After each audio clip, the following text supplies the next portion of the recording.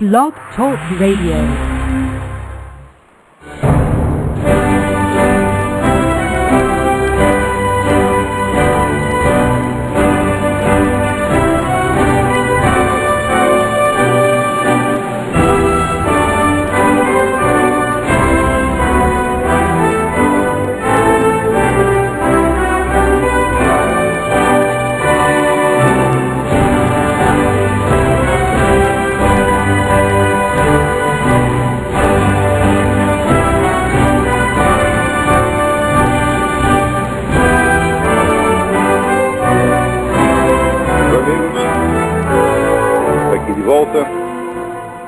Sempre começamos aqui invocando a Santíssima Virgem Maria, o Santo Padre Pio de Pietrelcina, para que roguem a Deus que nenhuma injustiça se cometa nesse programa.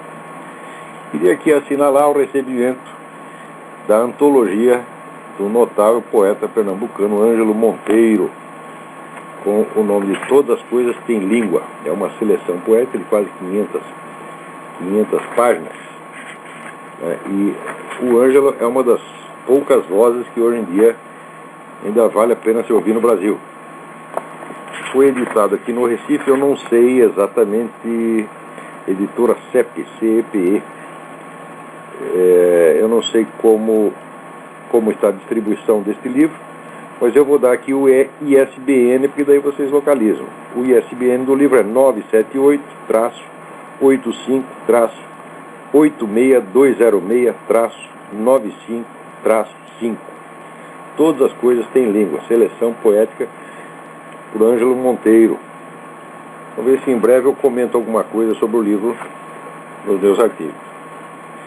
Aqui, o Guilherme Bordonal me pede alguns esclarecimentos sobre o curso. Queria saber alguma coisa sobre aquele curso que o senhor dá nos Estados Unidos aí todo mês de abril. O curso não é todo mês de abril, ele é mais ou menos assim entre abril e maio, e depois mais ou menos entre agosto e setembro. O desse ano será de 29 de setembro a 4 de outubro, aqui em Colonial Heights, no estado da Virgínia. E as inscrições, vou dar os números de telefone, aqui tem um número novo aqui. Inscrições são pelo telefone 041-8884-6993 ou 3262-0100 com o senhor Eduí. Ou então com a Vanessa, não é Vanessa, é Vanessa, telefone 041-3264-7073. O assunto deste ano é o método na filosofia. O que consiste esse curso? Eu peguei um conjunto de métodos que os filósofos usaram ao longo de 2.400 anos e ao qual frequentemente eles se referiram e que frequentemente também explicaram, mas que nunca foram juntados e articulados uns com os outros. Tá certo? Então, este curso é para mostrar às pessoas vamos dizer, uma sequência de operações intelectuais que estão por baixo da elaboração de qualquer filosofia. Tá? E eu acredito que sem isso a pessoa não chega a dominar a técnica filosófica, então aborda as coisas sempre de uma maneira amadorística. Isso inclui, evidentemente, praticamente todos os professores universitários de filosofia que eu conheço no Brasil, praticamente todos, tem um ou dois que escapam disso aí, não por causa da formação recebida, mas por uma espécie de talento espontâneo. Então, esses métodos visam, sobretudo, a articular a consciência pessoal mais íntima com o conhecimento culturalmente reconhecido, quer dizer, com o estado das ciências no momento em que o filósofo entra em cena. O problema básico da filosofia é justamente a articulação de conhecimento e consciência. Na medida em que se o indivíduo não é capaz de esclarecer precisamente o que tal ou qual conhecimento significa para ele, para a sua orientação na vida pessoal, ele efetivamente não compreendeu aquilo. Ele só tem o conhecimento não transmutado em consciência, não é propriamente um conhecimento, é apenas uma semente de conhecimento, uma possibilidade de conhecimento.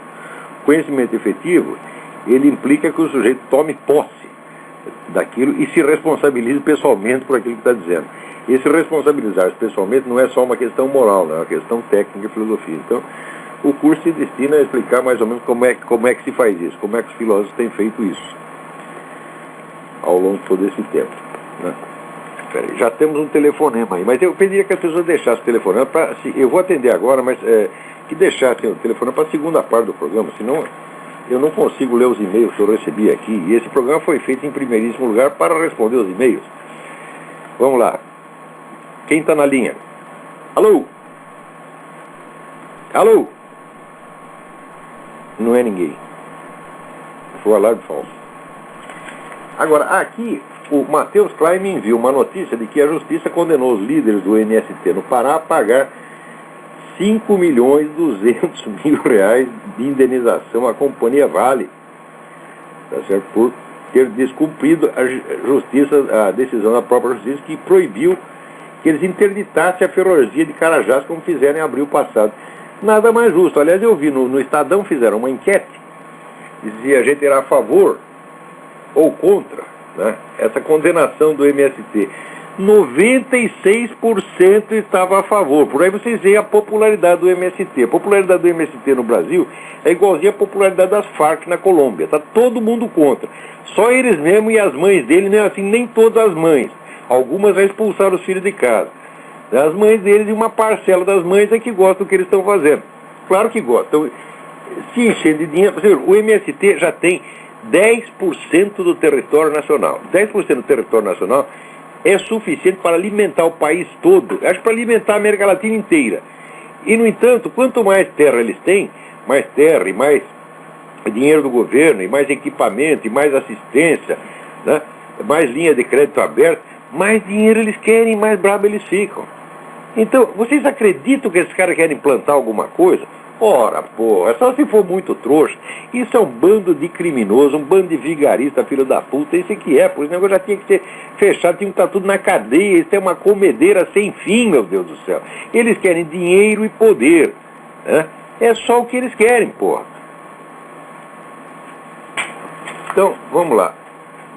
Agora, peraí, tem outro telefonema aí. Alô, quem é? Ô, Camargão, de Canérica. Quem é? Camargo, lá de Bridgeport, de Canérica. Camargo, tudo bem? Beleza, eu só quero contar uma coisa aqui pro senhor que o Brasil inteiro não sabe. Há 20 anos atrás, eu servi na Força Aérea Brasileira e, por incrível que pareça, eu não vou falar minha graduação lá, mas estava eu e um tenente. E estava junto um coronel aviador da Força Aérea chamado Franco Ferreira, que hoje tem o Deus na glória dele, porque foi o cara que foi lá buscar o pessoal no Joelma quando pegou fogo. Tá ligado? Esse episódio. Ok. E agora eu vou te contar a maior aqui que você vai gostar, porque eu gosto de você, mestre. Eu vou te contar uma coisa que o Brasil nunca soube. O cara, eu tava dentro do apartamento do cara, lá na Alameda de Itu, junto com o tenente, e o coronel tava puto, o coronel Franco Ferreira tava puto que os Estados Unidos não aceitou a aplicação dele para a América.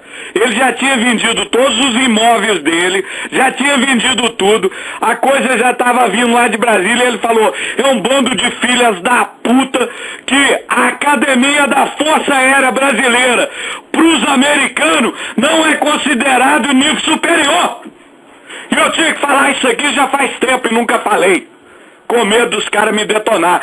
O coronel não foi aceito, coronel Franco Ferreira, o cara que salvou muita gente lá no Joelma, sem autorização do ministro. Não foi esse ano. Isso, e aí ele tinha que vir fazer um curso de oficial superior nos Estados Unidos. Os Estados Unidos não aceitou ele, porque a Academia da Força Aérea para os Estados Unidos não é considerada nível superior. Quem faz a AFA não é superior, é bullshit, é tudo um bando de vagabundo, é tudo bullshit, não é considerado um cara que tem universidade, é mole isso? Ô maestro, pelo amor de Deus, eu tinha que falar isso pro senhor antes de morrer. Foi na minha cara que o coronel falou isso. E tava o cara lá, o major ainda falou pra ele. Agora não podemos fazer nada por ele mais, né? Eu tinha 22 anos de idade. Peraí. a Força Aérea Brasileira para os Estados Unidos, quem forma na academia fica lá. Então, essa aí vamos dizer, é uma denúncia séria, mas esse negócio já aconteceu faz muito tempo. Se fosse ainda em vida do coronel, nós poderíamos armar um rolo aí e ver o que podiam fazer para ele. Agora não faz mais sentido. Então, de qualquer modo, muito obrigado pela informação. Mas vamos lá. Aqui, o Alexandre Costa me manda uma correspondência muitíssimo interessante que ele trocou com o ombudsman da Folha, Carlos Eduardo Lins da Silva. Olha, eu acho que, em primeiro lugar, você tem que, para ser um ombudsman do jornal, ele tem que pensar o contrário do jornal. Agora, o Carlos Eduardo Lins da Silva é o próprio espírito folhístico encarnado. Quer dizer, ele não pode ser o fiscal de uma coisa com que ele concorda 100%. Tinha que botar um sujeito que pensa o contrário. Nem parece que é isso, né? A ideia do ombudsman é o sujeito que é o crítico do jornal. Você não vai poder criticar o jornal desde o ponto de vista do mesmo jornal. Mas, em todo caso, então, o Alexandre Costa, ele andou lendo meus artigos, né? Você leu aquele artigo que eu falava sobre o Ladislau Bittman, o espião tcheco, que estava no Brasil em 64, e que confessa que ele próprio inventou, a equipe dele lá inventou a história de que os Estados Unidos tinham preparado o golpe. Preparou, falsificou documentos, espalhou pela mídia brasileira inteira e todo mundo acreditou e continua acreditando até hoje. O sujeito confessou isso no seu livro de memórias, tá certo? Publicado já na década de 80. E até hoje no Brasil todo mundo faz de conta que não sabe disso e continua repassando a história dos Estados, a história do livro do Edmar Morel. O golpe começou em Washington. Essa mitologia idiota, vamos dizer, está aí consagrada como verdade absoluta no Brasil desde 1964, porque teve o golpe no dia seguinte, veio a história que o golpe começou em Washington. Bom, a coisa já está esclarecida, o Bittman já contou a história inteira e ninguém quer saber. Isso quer dizer, a mídia brasileira não é órgão de informação, é órgão de propaganda pró-comunista. É só isso que serve. Tá certo? Inclusive esse seu Carlos Eduardo Lins da Silva. Esse pessoal só puxar saco de esquerdista e mentir contra o americano. É só isso que os caras fazem. Né? E olha que eles ganham bem para fazer isso, viu? Eu aqui não estou ganhando nada. Esse programa aqui eu faço de graça, tá certo? Não estou ganhando nada aqui. A CIA não está me dando dinheiro, o George Bush não está me dando dinheiro, o Mossad não está me dando dinheiro.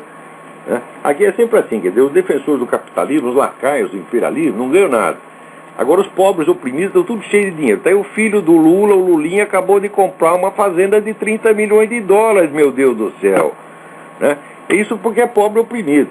Mas aqui o Alexandre Costa manda a carta para o Carlos Eduardo e recebe sempre respostas evasivas. Nós vamos verificar, nós vamos ver, papapá. Quer dizer, eles não querem investigar, não querem saber de coisa nenhuma. Agora, outro dia eu dei numa das colunas do Diário do Comércio as 3 notícias que eram mais importantes da semana. Primeiro, a Rússia ameaçava reagir militarmente a um acordo que expande para a República Tcheca o sistema americano de defesa nuclear. Se quer uma notícia mais importante do que essa, é para ser manchete, quer dizer, os caras estão preparando uma guerra aí, né? E a Folha de São Paulo não sabe nada, o Estadão não sabe nada, ninguém sabe porra nenhuma, né? A notícia saiu no dia 9 no Times de Londres. Segunda notícia, estava para entrar em discussão na ONU o regulamento que proíbe sumariamente qualquer crítica à religião islâmica em todo o mundo. Também ninguém noticia nada, quer dizer, essas coisas vão sendo preparadas, de repente elas desabam sobre a cabeça da população como se tivesse vindo do céu. Por quê? Porque ninguém acompanhou a preparação, as articulações e, sobretudo, não acompanhou em tempo de furar o balão. Você está entendendo? Né? E terceiro, aquela notícia do sujeito homossexual que leu a Bíblia, se sentiu magoado, né? E está pedindo 60 milhões de dólares de indenização. E esse cara não é um maluco isolado. O sujeito tem um blog no site da campanha do Barack Obama. Quer dizer, você vê que não é uma coisa isolada. Quer dizer, vem aí uma onda de processo desse tipo. Né? Então, olha, essas 3 notícias completamente ignoradas pela mídia brasileira. Quer dizer, eles só falam de coisas que não acontecem. Né? Daí, resposta. Muito obrigado. Vou mandar suas perguntas ao editor internacional para que responda diretamente. São temas interessantes. E assim vai enrolando o leitor. Olha, a credibilidade da mídia brasileira é zero, gente. Eu não sei por quê Você continua comprando essas porcarias, tá certo? E lendo isso, não adianta ler Folha de São Paulo, não adianta ler Estadão, não adianta ler Globo, não adianta nada. Hoje em dia, graças a Deus, você tem internet, você pode ter acesso direto às fontes. Você quer saber o que o sujeito pensa, você vai no site direto dele e vê o que ele está falando, porra. Né? Você quer saber os documentos, tudo quanto é documento, hoje você tem uma facilidade extrema de acesso na internet. Então, para que lê essa porcaria? Né? Olha, eu tenho mais leitores e mais ouvintes do que a Folha de São Paulo. A Folha de São Paulo, com os 200, 300 mil leitores e ouvintes dela, ganha um dinheirão, está milionário. Eu tenho exatamente isso. Eu tenho 200, 300 mil leitores, tá certo? E não estou ganhando nada. É porque eu estou fazendo isso aqui por dever, por obrigação, por moral, tá entendendo? E os caras não só querem encher o cu de dinheiro, tá entendendo? Enganar vocês todo o tempo todo. Eu não sei por que anunciam naquela porcaria. Né? Não entendo. Então vamos lá. Agora queria falar em fontes, está aqui, queria lembrar para você mais um site importante que tem aí na internet. www.heitordepaula.com. É Paula com O, Paola. Tá? O pessoal do Brasil, quando vê escrito Paulo com O, eles falam Paolo ou Paola. Ou gente burra, isso é Paulo em italiano, Paulo em italiano, porra. Não é Heitor de Paola, é Heitor de Paula, porra. Tá? Aqui, www.heitordepaula.com. Paola é a mãezinha. Vamos lá. Quem está na linha aí? Alô? Alô? Alô? Caiu a ligação. Enquanto isso, eu respondo aqui a carta do Marcelo Soares, tá? Que diz, olha, no ano 2000, a Conferência Nacional dos Bispos dos Estados Unidos emitiu uma declaração dizendo que a CFFC, aquela Catholics for a Free Choice, que é a matriz da Americana Católica pelo direito de decidir, não tem nada a ver com a Igreja Católica, não pertence à Igreja Católica, não tem direito nenhum de se dizer católica. E, no entanto, a CNBB no Brasil faz de conta que não sabe. Ainda aluga uma sala para as filhas das putas, tá certo? Lá na Ordem Carmelita, tá certo? E, outro dia, até no DVD que lançaram, ainda tive uma entrevista de uma delas lá, que depois o pessoal diz, foi engano, foi equívoco, eu não sabia de nada. Aqui é a síndrome luliana, ninguém sabe de porra nenhuma, tá? Todo mundo agora é o marido enganado. Quer dizer, o nego entra lá no DVD da CNBB, fala o que quer, e os caras da CNBB dizem, eu não sabia, eu não reparei. Quem é que vai acreditar numa coisa dessa? Isso é um bando de filha da puta. Eu já falei para vocês, leiam Decreto contra o Comunismo, assinado por Pio XII e ratificado por João XXIII. O artigo 3º do decreto diz o seguinte: quem quer que colabore com organização, partido ou regime comunista, qualquer católico colabore com organização, partido ou regime comunista, não pode ter acesso aos sacramentos. Isso quer dizer, a CNBB inteira está nisto. A CNBB como entidade colabora e seus membros são todos cúmplices dessa coisa. Então, estão todos proibidos de ter acesso aos sacramentos. Esses caras, eles têm que pedir perdão e têm que reingressar na igreja, essa gente, porra. Agora você chegou lá, beija a mão dos caras, eminência, porra, o que é isto? Toma um pouco de vergonha na cara, né? Agora, outro dia alguém me manda um negócio e diz, não, mas a CNBB não tem autoridade pela igreja, mostrando lá qual é o estatuto administrativo do negócio. Isso não interessa, a CNBB publicamente fala pela igreja e vocês deixam. Se ela não tem autoridade para falar em nome da igreja e fala, então são todos estelionatários. Você para de me mandar mensagenzinha dizendo isso e toma uma atitude contra ele, processos desgraçados, põe-os na cadeia. Porque se estão usurpando o nome da Igreja Católica para falar sem eu ter autoridade, são estelionatários sim. Quer dizer, além de estar excomungados, são estelionatários. Toma uma atitude. Sejam homens, sabe que é homem? Que eles têm 2 bolas. 1, 2. Não precisa 3. 2 resolve o problema. Quem é? Alô? Alô? Agora aqui, eu recebo através da internet a mensagem do César, perguntando se eu via entrevista com um cidadão chamado Jeremy Scahill no programa Milênio da Globo News sobre a Blackwater, um grupo militar privado americano que, segundo esse Joe Scahill, é o maior exército mercenário do mundo e está matando civis adoidado no Iraque. Ora, porra! Blackwater é uma empresa de segurança contratada pelos empreiteiros, pelos construtores, tá certo? Para zelar pela segurança dos empregados americanos que estão lá. A primeira vez que apareceu o negócio de Blackwater foi no caso de Fallujah, mas Fallujah foram os empregados da Blackwater que foram mortos. E daí todo mundo dizia, tá vendo, o governo deixa eles lá sem segurança, Quer dizer, estão sem segurança e agora são o maior exército mercenário do mundo? Ah, vai dar merda, pô. Né? O que quer que saia na Globo? Nem me perguntem mais. Saiu na Globo é falso, porra. Agora aqui está um negócio maravilhoso que me mandaram, né? Dizendo que aqui, o Gustavo Machado mandou aqui um negócio que saiu na Folha de São Paulo, dizendo que, né, os índios gays que vivem na aldeia de Tabatinga, Amazônia, né, eles são alvos de preconceito e discriminação dos outros índios. Mas é claro, meu Deus, índio é machista desde que existe, porra. Você está entendendo? Índio não quer saber de viadagem, tá certo? Viadagem é coisa de branco. Que eu li, parece que eu li no Levi Strauss, eu me lembro. Né? Eles aceitavam, tinha lá umas brincadeiras meio homossexuais, de criança, de moleque, até 12 anos. Quando chegava 12 anos, fazia o rito de passagem, você virar guerreiro e parava de viadagem na mesma hora, tá entendendo? Então acabou, isso é coisa. Eu sempre achei isso, a minha teoria é viadagem é coisa de moleque. Né? Então, agora acabou a brincadeira, né? toma jeito. Né? E pronto, é assim que o índio pensa.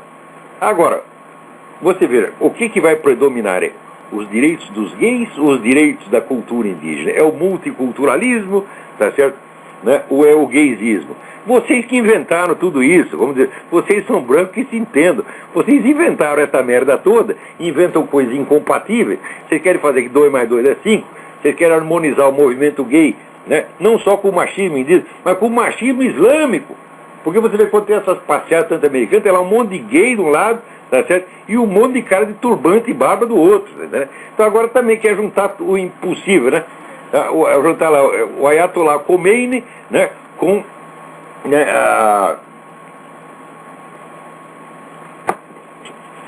um bando de travesti. Fala assim, não dá, porra, né? Agora quero ver o que vou fazer com os índios lá, porra, né? Se vai predominar, né, o machismo indígena ou a viadagem branca, porra. As duas coisas ao mesmo tempo não dá, vocês têm que escolher. Né? Agora, alguém me mandou uma carta lá para o Jornal do Brasil, Geraldo Siffert Júnior, médico, Rio de Janeiro. Mandou uma carta muito interessante lá para o Jornal do Brasil, e eu vou responder por aqui, porque a coluna do Jornal do Brasil, como toda coluna da imprensa brasileira, tem um espaço limitado. Então não dá para a gente responder carta. Mas ele pergunta, eu gostaria de saber a sua opinião sobre o Banco da Aldeia, de Bangladesh, obra vitoriosa do Prêmio Nobel da Paz, Mohamed Yunus. Ele esteve no Brasil, falou no Senado, teve entrevista com o Lula. Ninguém comentou nada. Como o projeto do Yunus joga no chão o Bolsa Família, será que houve proibição de tocar no assunto? Falou, olha, proibição não sei, mas houve aquela recusa tácita, né? Não houve uma ordem explícita. Mas circula, não vou falar nisso, isso não é conveniente. Claro que não é conveniente, porque esse Mohamed Yunus inventou o Banco dos Pobres.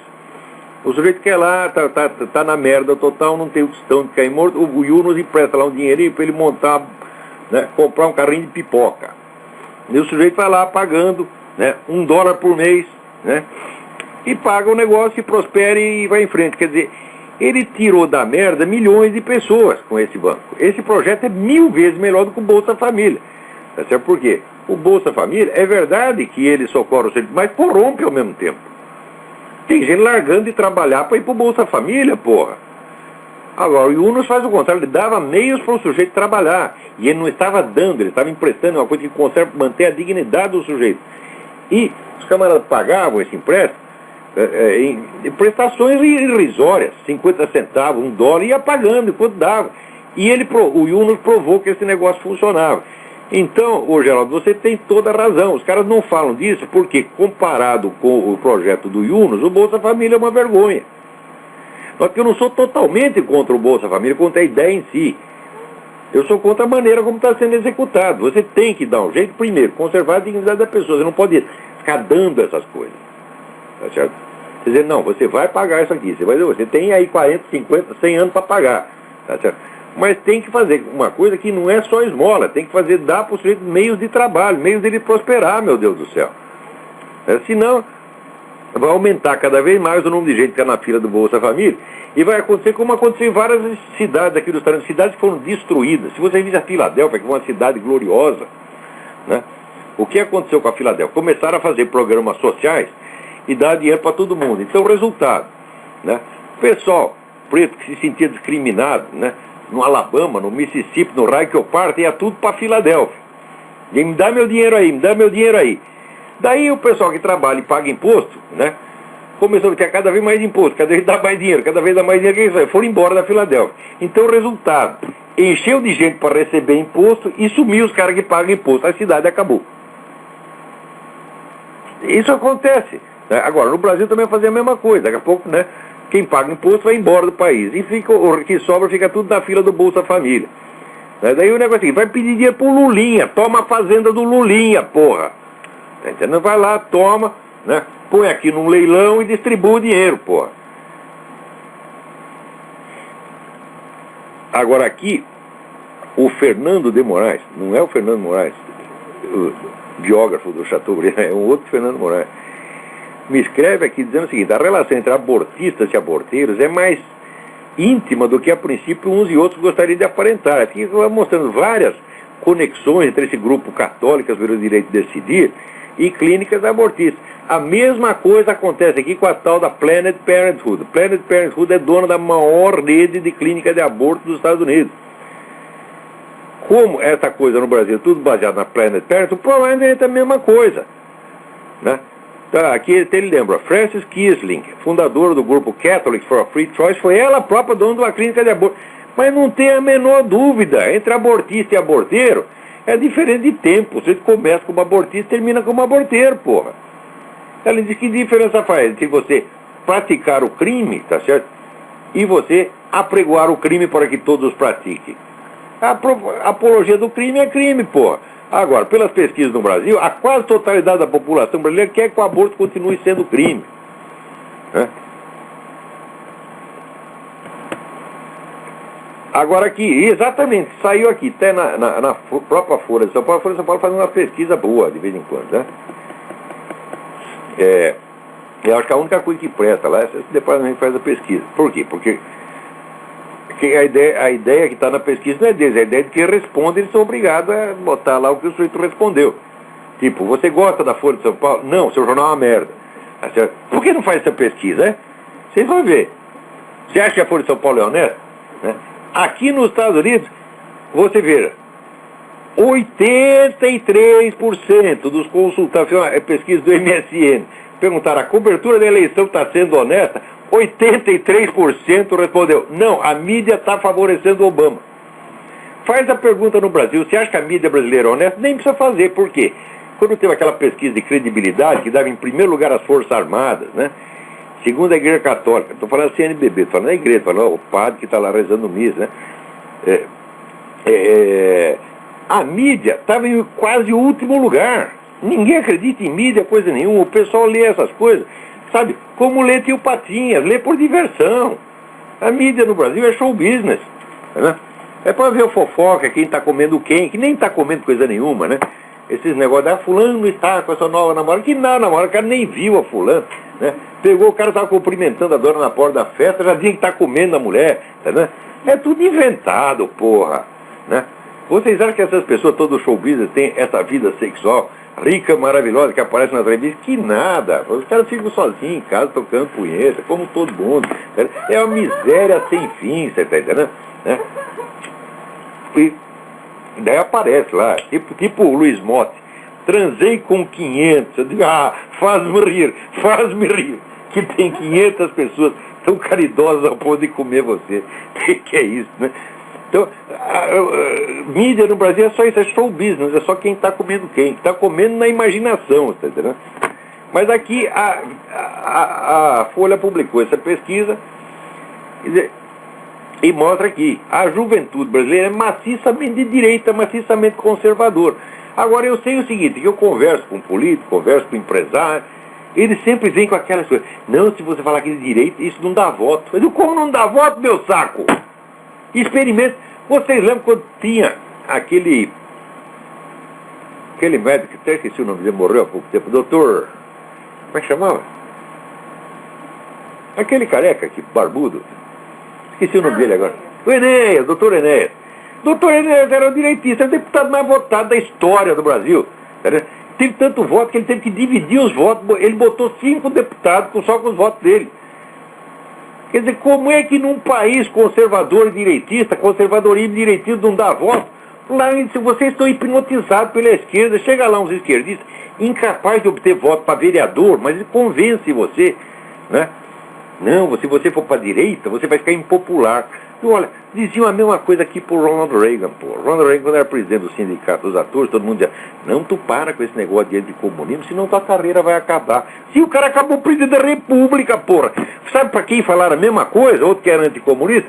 John Wayne. John Wayne, no começo da carreira dele, falava, meu filho, tu para com esse negócio de anticomunismo, senão ninguém vai ver os seus filmes. O John Wayne foi o maior sucesso do cinema de todos os tempos. John Wayne foi o cara que ele criou o conceito do movie star. Ele é o movie star por excelência. Até hoje você vai em loja de DVD, tá certo? Tem mais filme do John Wayne até hoje do que de qualquer outro ator de cinema. E esse é o cara que, não, meu filho, aconselhão, não fala isso, que a sua popularidade vai pro brejo. Vai pro brejo uma pinóia. A minha popularidade vai pro brejo, claro que tem gente que não gosta. Tem sempre aquela meia dúzia de complexado, doente, né? Que fica lá se juntando, falando, não, vou lá, o Olavo trabalha para a CIA, o Olavo leva dinheiro do Mossad, né? Ah, porra, o Olavo faz parte da conspiração sionista mundial. Pra merda, esse bando de loucos, você tá entendendo? Tem o saco, pô. Não é saco que aguenta, né? Então, é o seguinte, o fato é que a maioria da população de todas as idades, eles fizeram uma outra pesquisa que era a população em geral, deu o mesmo resultado. Todo mundo é conservador, religioso, não quer saber de putaria, não quer saber de abortismo, tá certo? Não quer saber de comunismo, não quer saber de Fidel Castro, não quer saber de MST, não quer saber de Farc, tá certo? Mas então, por que votam nos esquerdistas? Porque só tem candidato esquerdista. Porque os caras conseguiram fazer o seguinte, eles boicotaram um por um todos os candidatos que podiam, como é que se diz, entrar no caminho deles. Agora, tiraram por quê? Porque muita gente ia rabo preso. E se tu quer ser anticomunista, tu começa por fazer uma coisa, ó filha da puta, não rouba, não mente, não enche o saco. Errar todo mundo tem direito, eu também erro. Tá certo? Você não precisa ser um santo, não. Tá certo? Mas não meta a mão em dinheiro público, tá certo? Não coma a mulher do seu vizinho, tá certo? Não faz essas putarias mais óbvias, tá entendendo? Vocês controlam um pouco, porra, pelo amor de Deus. Agora você vê, foi pro Maluf. O Maluf era uma grande liderança regional, mas o Maluf tem 10.435 processos e meio. Assim não dá, porra. Quer dizer, vocês param de putaria, vocês se deem ao respeito, tá certo? Então, em primeiro lugar, tu vai entrar na política, tu tem que fazer um voto. Eu vou ficar pobre. Porque o político tem poder. E se você tem poder e ainda quer dinheiro, então tu é um filho da puta, você tá entendendo? Porque no tempo da ditadura, os milicos tinham poder, mas não tinham dinheiro não, saiu tudo pobre. Né? Aquele ministro das obras públicas, o Andreasa, que todo mundo dizia que o Andreasa metia a mão no dinheiro público, quando o homem morreu, a família não tinha dinheiro para enterrar. Isso contado pelos amigos dele. Falaram, nós tivemos que juntar lá um dinheiro e dar para a família para enterrar o cara. Mas eles tinham poder, se quisesse botar você na cadeia, botava. Então, se você é político, você já tem poder. Para quem quer mais tanto dinheiro? Ah, quer dinheiro para arrumar mulher, vinho, mulheres de música? Ah, espera acabar sua carreira política, daí tu ganha seu dinheiro e vai comer das mulheres que tu quer. Mas vai comer com o seu dinheiro, não com o nosso dinheiro, porra. Eu não sou um cara moralista, eu não fiscalizo a vida sexual de ninguém. Que tu quer ir pra boate, quer ir pros puteiros, quer ir pra parada gay. Então faz o que tu quiser, mas faz com o seu dinheiro e faz lá longe, não vem encher meu saco. E não vem dizer pra mim que tu tá fazendo uma coisa altamente meritória e quer ser respeitado. Tá certo? A gente tolera, mas respeitar, não. Tá certo? Não é um nego que vem, né? vem vestido de baiana com abacaxi na cabeça e quer que eu respeite, eu não pode rir. Mas que é isso, porra? Né? Chega o outro lá, põe 10 mulheres dentro do motel, fica lá fazendo a maior suruba, quer ser respeitado. Digo, não, a gente tolera, a gente não se mete na sua vida, não vamos nem falar mal de você.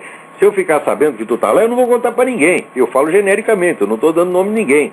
Tá certo? Eu não me meto na vida de ninguém. Mas vai fazer isso com o seu dinheiro, não com o dinheiro público. Tá certo? Então, se tu quer ser um político conservador, tu começa por não meter a mão no dinheiro público para não sujar o conservadorismo, porque o conservadorismo já está por baixo na política do Brasil. Eles já boicotaram tudo quanto é jeito.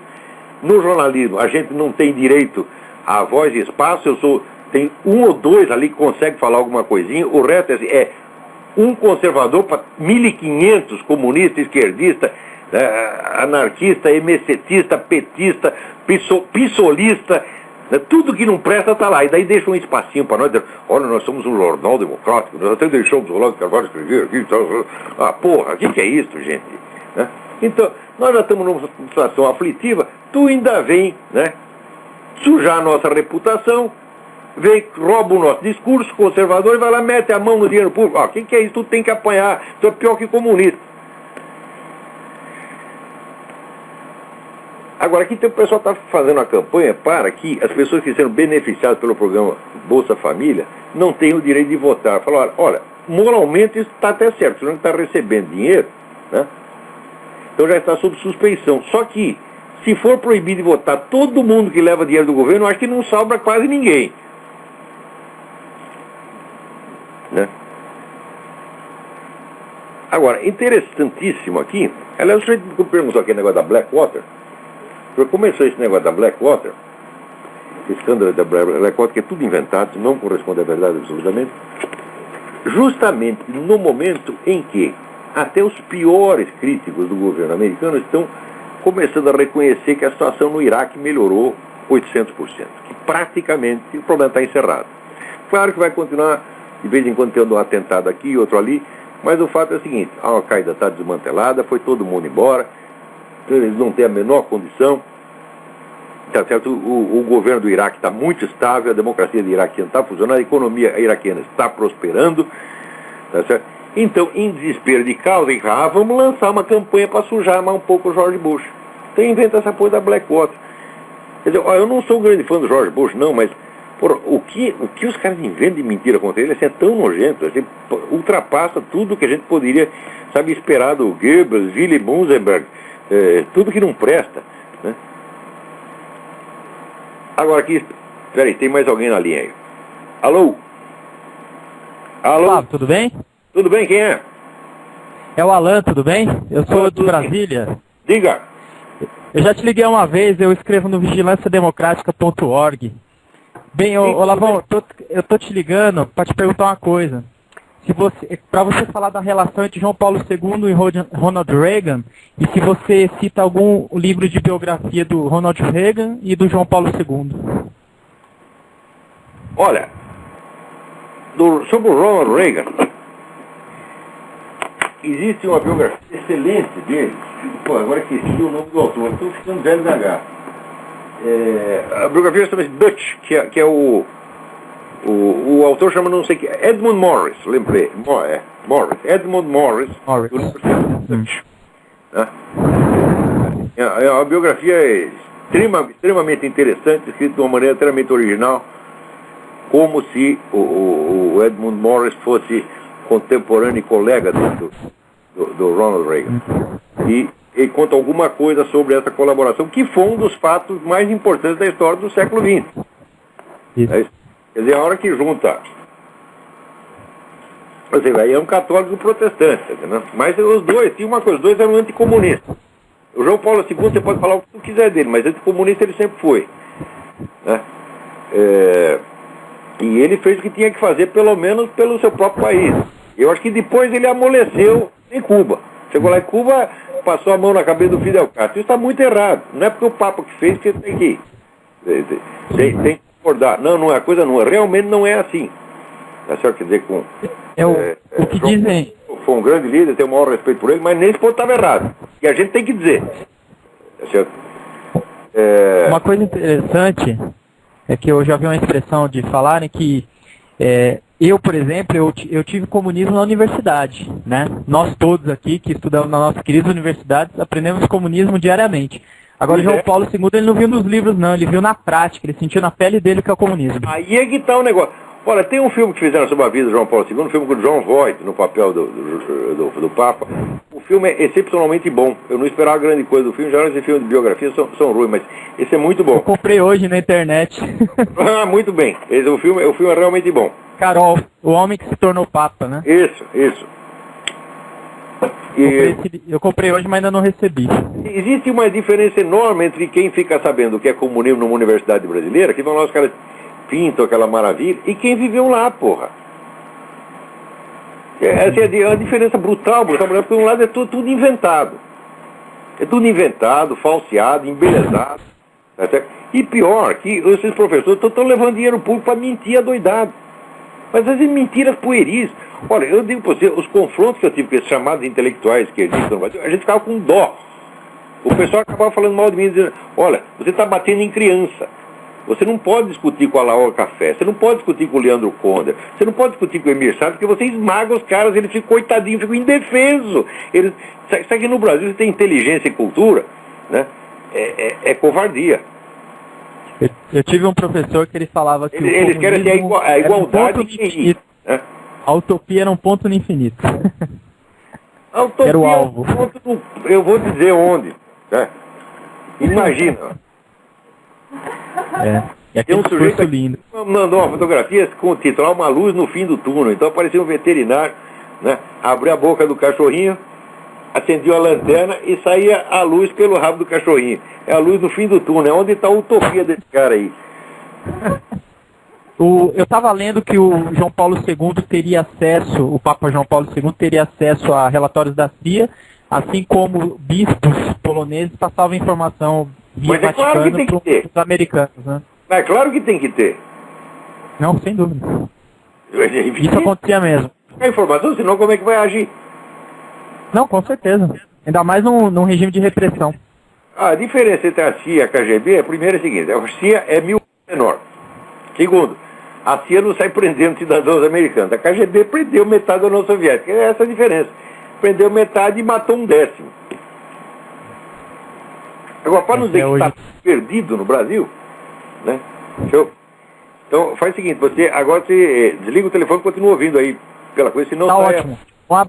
Um abraço, Olavo, e visita o nosso site, www.vigilanciademocratica.org, tem muitos artigos lá, tá bom? Isso, é muito bom, vigilanciademocratica.org, vamos lá. Grande abraço, tchau. Abração, peraí, tem outra pessoa na linha. Alô? Alô?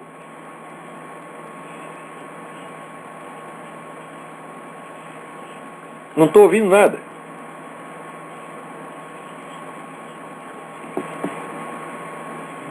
Alô?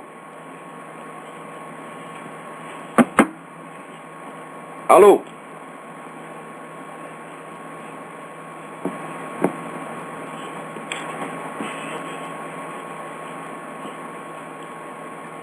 Então, muito bem, vamos continuar aqui.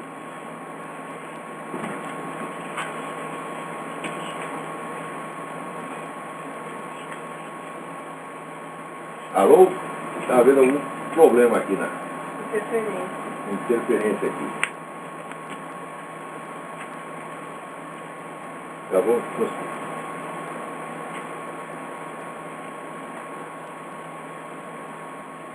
Muito bem. Então, para não dizer que está tudo perdido, aqui alguém me manda um documento aqui, Proclamação ao Povo Brasileiro, a Confederação da Maçonaria Simbólica no Brasil, né? Reclamando aqui contra esse negócio aqui.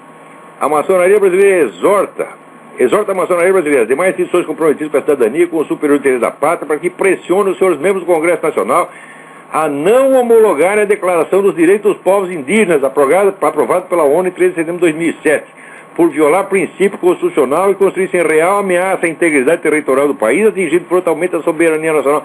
Arre que alguém lá dentro acordou. Né? Porque você vê aí, a igreja não faz o negócio, a maçonaria tem que ir fazer. E a gente tem que aplaudir o que é certo, venha de onde vier. Tá entendendo? Não é porque a gente é católico que vai, né, achar que o cara está errado e tudo que faz. Não, muito bem. Tá aí. Gostei desse. Aqui assinado. Itamar Assis Santos. Grande loja maçã do estado da Bahia. Muito bem. Assinado aqui por um monte de mestres maçônicos. Olha um montão de gente aqui. Agora, acabamos de ler um documento digno e honrado, daí vem aí a entrevista do seu Marco Aurélio Garcia, né, dizendo que os dados sobre a Farc que o governo da Colômbia passou para o governo são irrelevantes. Claro que isso é irrelevante, é no seu cu, né, Marco Aurélio Garcia? Então, quer dizer, agora o governo brasileiro está empenhado em salvar as Farc de qualquer maneira. Não, nós temos que promover a pacificação, o acordo. Me diga uma coisa, você acha que o governo da Colômbia é palhaço? Ele tem que fazer acordo com uma organização que já matou 30 mil colombianos e que hoje está praticamente destruída, né? Quer dizer, o adversário está lá no chão, está caído, está pedindo pinico. E agora você vai pedir acordo para a Farc? Para que acordo? Acaba com essa porcaria logo, não tem acordo nenhum. O acordo é para salvar a Farc. Quer dizer que militarmente está liquidado, então agora passamos para o plano B. Qual é o plano B? Agora nós queremos a paz e queremos virar um partido político. Para quê? Para fazer um governo que nem o governo brasileiro. Um governo todo cheio de ex-terroristas, beneficiado pela anistia, que agora, eles esperam passar 30 anos e começam a estrangular um por um aqueles que os anistiaram. Vão em cima dos militares, como fizeram na Argentina. É isso que você quer fazer, Marco Aurélio Garcia? Isso é que os colombianos são tão trouxas. Se eles vierem aceitar uma coisa dessa, vão aceitar por causa de pressão internacional. Mas não porque seja bom para a Colômbia. Bom para a Colômbia é liquidar a Farc e criminalizar esses caras, que eles nunca mais possam concorrer, caçar o mandato deles para que eles nunca possam concorrer, nem mesmo a vereador. Não tem que ter partido político de Farc, coisa nenhuma. O lugar da Farc é na cadeia ou no pelotão de fuzilamento. Isso é um bando de criminosos, as pessoas mais perigosas que já houve na Colômbia. Peraí, tem alguém na linha aí. Alô, quem é? Alô? Alô? Agora, enquanto essa ligação não dá certo, leiam a coluna do Ronald Kessler, K-E-S-S-L-L-E-R, um dos meus colunistas prediletos aqui na newsmax.com, em que ele fala como é que é a vida dos prisioneiros em Guantánamo. Os prisioneiros em Guantánamo, esses que o mundo inteiro está achando que são os coitadinhos, eles têm mais direitos e privilégios do que os cidadãos americanos recebem nas prisões americanas, né? Tem aqui um sujeito que servia de oficial de ligação entre, né, a prisão e a Cruz Vermelha. Então a Cruz Vermelha entrava lá a hora que queria, fiscalizava tudo, né? E tinha que dar tudo para todos, vamos dizer, os cuidados paternos, né, para os prisioneiros. Alô, quem é? Alô? Alô? Eu? Alô? Quem tá falando? Aqui é a Isabela. Isabela, tudo bem? Tudo. Olavo, eu só queria dar uma dica. Existe um livro do John O'Sullivan, chama The President, the Pope and the Prime Minister. Isso mesmo, é isso mesmo. Obrigado, você está servindo de meu HD auxiliar, meu cérebro já não funciona. É um livro sobre a relação entre o John O'Sullivan, o mesmo que nós vimos lá na conferência, né? Bailey. John O'Sullivan. Isso. Sobre o Reagan, o Papa e a Margaret Thatcher. Exatamente. Uma das alianças mais brilhantes da história do século XX. Obrigado pela dica. De nada. Então, você veja, o prisioneiro, tá certo, médio de Guantánamo, ele engorda 15 libras, 7 quilos, 7, 8 quilos. Quer dizer, o sujeito chega lá, morre de fome, daqui a pouco tá gordinho, né? E são todos muitíssimo bem tratados. Agora, de vez em quando eles fazem aquele negócio de simular afogamento, que é uma coisa que eles fazem para o soldado americano no treinamento. Daí a humanidade inteira explode. É tortura, coitadinhos, são maltratados. Quer dizer, por que o sujeito não pode sofrer uma incomodidade que o soldado americano sofre? O que ele tem? Que esses filhos das putas, matadores americanos, têm de melhor que o soldado americano? No treinamento, tu chega lá, o sargento mete a tua cabeça na água e tu diz, né? Agora não pode fazer a mesma coisa com o terrorista, coitadinho, né?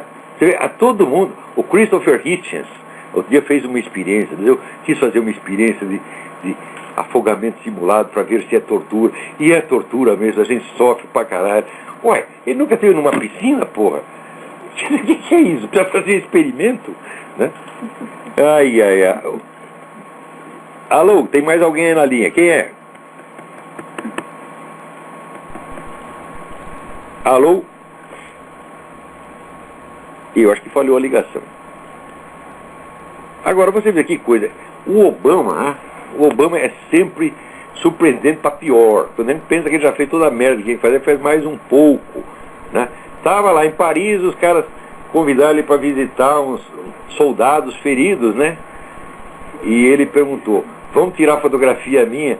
Falou, não, fotógrafo não pode entrar. Ah, então eu não vou. Quer dizer, você vê, agora você pensa que a popularidade dele baixa por causa disso? Não, Obama pode fazer tudo. Outra coisa, o Obama não quis bandeiras americanas nos discursos que ele fez. Não, era proibido bandeira americana. Proibido cartazes patrióticos.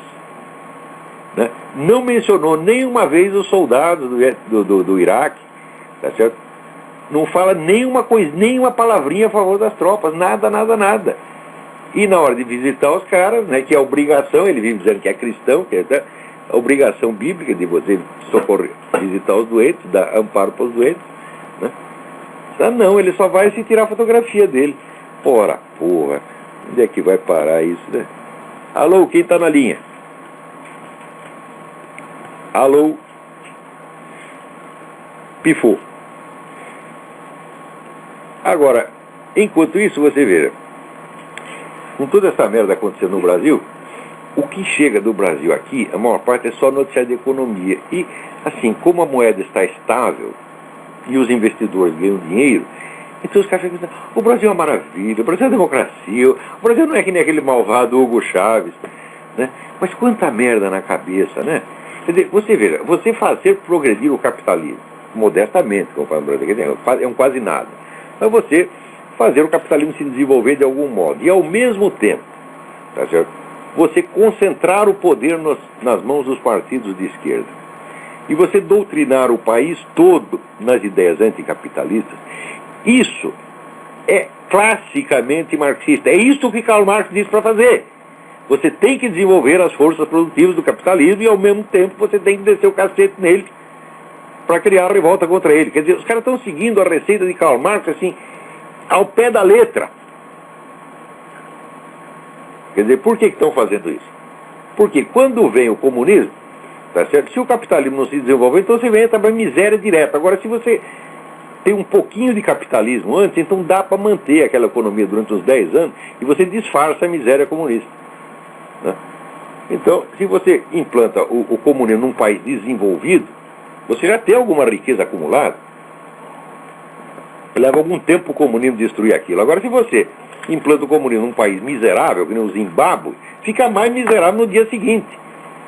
Então, você pode dizer, esses comunistas brasileiros não são idiotas. Agora, não quer dizer que eles se converteram ao capitalismo. Se eles se convertessem ao capitalismo, o pessoal no Foro de São Paulo teria anotado, vocês não acham? Né? O pessoal da Farc teria anotado. O Fidel Castro teria anotado. Agora, aqui não fica um bom de... Até o cara escrevendo aqui na New Marx, o tal de Sean Hyman. Como o Brasil é lindo, a economia está indo bem, não é que nem aqueles malvados da Venezuela. Mas quanta ilusão, meu Deus do céu. Bom, espera aí, tem mais um telefonema aí, acho que dá para atender mais um, que o nosso tempo está acabando. Alô? Alô, Olavo? Eu? Quem é? Alô? Olavo? Pode falar. Alô, Olavo, tá ouvindo? Perfeitamente. Eu estou ouvindo, tudo bem. Olavo, é o Alfredo do Rio. Tudo bem, Alfredo? Tudo bom, Olavo? Olavo, você ouviu falar no caso que Fidel Castro criticou Caetano Veloso pela música Base de Guantánamo? Quem criticou? Fidel Castro chamou a atenção do cantor Veloso pela música que Caetano Veloso fez. Puxa o saco do Fidel Castro Tá certo? E daí você tem que obedecer ele em tudo. Se você mija um pingo fora do pinico, ele vai cair de pau. Comunista é assim. Você tá entendendo? Você não pode ser pouco amigo dele. Ou você dá tudo, né? Não tem, o comunismo não tem esse negócio só a cabecinha. Ou vai entrar tudo ou não vai entrar nada, tá entendendo? Então o Caetano é boa gente, coitado, né? Mas ele no passado andou puxando o saco dessa gente. Olha o que dá agora, tá vendo? É o famoso idiota útil, né? Que Stalin falava, né? Exatamente. Uma vez idiota útil, tem que ser idiota útil para sempre. Você nunca mais tem direito a uma opinião independente sobre nada. Pode ser a coisa mais óbvia do mundo. Quer dizer, o Caetano falou uma coisa óbvia. Entre ele estar aguentando uma americana e aguentando uma cubana, 1000 vezes americana, porque é um hotel de 5 estrelas. Isso. Agora na outra, porque Caetano... etc., você não fala nada. Quer dizer, o Caetano falou uma coisa óbvia. O Caetano concordou com a decisão da opinião, o pronunciamento da Suprema Corte Americana, e o Fidel Castro ficou puto da vida com isso. Pois é, você perde eternamente, você puxou o saco deles, um dia você perde eternamente o direito a ter a opinião sua, só pode ter a opinião deles. Aliás, alguém me perguntou, peraí, deixa eu aproveitar a sua dica aí para responder um negócio aqui importante. A Miriam Macedo me mandou aqui uma pergunta dizendo, olha, acabei de ler um artigo do Otto Maria Carpo em que ele diz que o Gramsci é santo, né? Como é esse negócio? Você diz que o Otto Maria Carpo nunca foi comunista. Como é que se explica isso aí? Se explica do jeito que eu já expliquei na minha introdução. Se você ler direitinho até o fim, que é a introdução de quase 100 páginas, você vai ver, o coitado do Carpo, o Carpo era um sujeito conservador na Áustria, era um dos defensores do regime do chanceler Dollfuss, que era até um regime autoritário, que montou lá uma constituição autoritária para sufocar a revolução nazista e a comunista que está tendo ao mesmo tempo. E o Carpo sempre defendeu o regime do Dollfuss. Pelos primeiros ensaios que ele escreveu aqui, você vê que ele era católico conservador, né? Mas acontece que quando ele chegou aqui, né, a turminha da igreja, representada pelo seu Alceu Moroso Lima, o que fez com ele? Ele chegou com uma carta de recomendação do Papa. Então, o Alceu Moroso Lima, que era um homem importantão, olhou aquele sujeito lá, estrangeiro, gago. O Carpo era um cara todo esquisito, meio corcunda, gago, né? E o Alceu, um homem elegantíssimo, olhou aquele cara, falou, isso aí é um pé rapado. Mandou o cara para um empreguinho de merda numa biblioteca pública no interior do Paraná, onde ele ganhava bosta. Então, o cara que era uma das maiores inteligências que tinha na Áustria, né, chega aqui e ia jogar no lixo. Né, e ele só encontrou algum apoio na turma da esquerda, que arrumou para ele um emprego que também não era grande coisa, mas era melhor do que a Biblioteca do Paraná. Né? Arrumaram um emprego de editorialista do jornal Correio da Manhã, onde ele trabalhou praticamente a vida inteira. Ora, em primeiro lugar, porque era um emprego de jornalista para um cara desse, também é humilhante. Ele tinha que ser um reitor de universidade, tinha que ter um departamento para ele, era isso qualquer... Se viesse aqui para os Estados Unidos, os caras entregavam imediatamente um departamento universitário para ele chefiar. Agora, no Brasil, não. No Brasil, quando pega um cara de gênero, eles gostam de rebaixar, eles gostam de pôr embaixo. Não, ele tem cabeça, mas nós mandamos nele. Mas isso é batata, fazem com todo mundo, tá entendendo? E fizeram o Carpo. Resultado, aquele homem foi... de tanto ficar devendo favor para a esquerda, ele foi ficando enfraquecido. Depois da década de 60, ele não escreveu mais nada que prestasse, acabou escrevendo uma biografia de puxa-saquismo do próprio Alceu Moroso Lima, que é o pior livro que o Carpo escreveu. Eu sei que o Carpo, depois da década de 60, pifou a inspiração dele, só escrevia aqueles artiguinhos puxando o saco de comunista para garantir o emprego. O Carpo se estragou, o Brasil estragou o Carpo. O Carpo era um homem de grande inteligência, tá certo? Grande cultura, grande acuidade analítica, mas ele não era uma personalidade muito segura. Carpo não era vamos dizer, um homem de caráter firme, não era um cara vacilante, entendeu? Um homem fraco no fim das contas. E cercado por... Olavo, a última pergunta. Eu só preciso terminar a explicação aqui. O Antônio Ais que contou que o Carpo continuava católico por dentro, mas tinha medo de rezar em público. Para os caras souberem que iam descer o cacete nele. Então o Carpo se acovardou e o Carpo morreu deprimido, chorando, dizendo que tinha jogado a vida dele fora. Não jogou a vida dele fora, mas jogou uma parte dela. É isso aí. Fazer amizade com o esquerdista é isso que dá. Então aí, Caetano Veloso, vê se tu acorda. Tá? Tá? Ele já está acordando. Eu tenho percebido, né, já de alguns anos para cá, que ele tem se desencontrado com a esquerda, ele tem tido uma posição mais independente nos últimos anos. Eu tenho notado isso, Olavo. Vou contar uma fofoca aqui para você, então.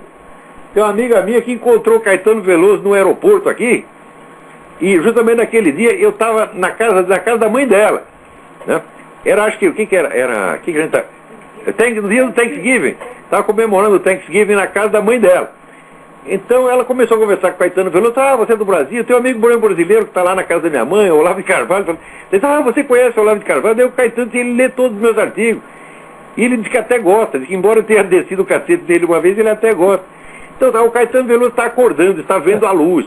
Mas tá, olha... sim. Olavo, teve um abaixo assinado de alguns grupos de artistas contra as cotas raciais, contra a política de cotas. Ele assinou o contrário também. E a gente tem notado que ele tem tido umas posições mais independentes. Não podemos falar, claro, evidente que ele não é uma pessoa conservadora, mas ele não está mais abaixando a cabeça para a esquerda, não.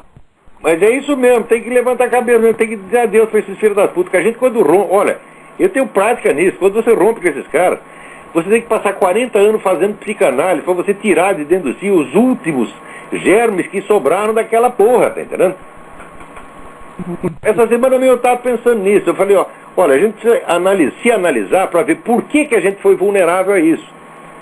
E hoje eu vejo, por exemplo, que aquilo me oferecia na juventude, me oferecia, por exemplo, a liberdade sexual total, você podia comer todas as meninas, e você ainda era sempre um sujeito bom. E você podia fazer tudo quanto é sacanagem, né?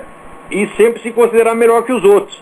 Por quê? Porque as suas ações não eram julgadas pela natureza dela, mas pela conexão hipotética e remota que aquilo teria com um movimento mundial destinado a culminar dentro de 100 ou 200 anos e a trazer a felicidade para a humanidade inteira.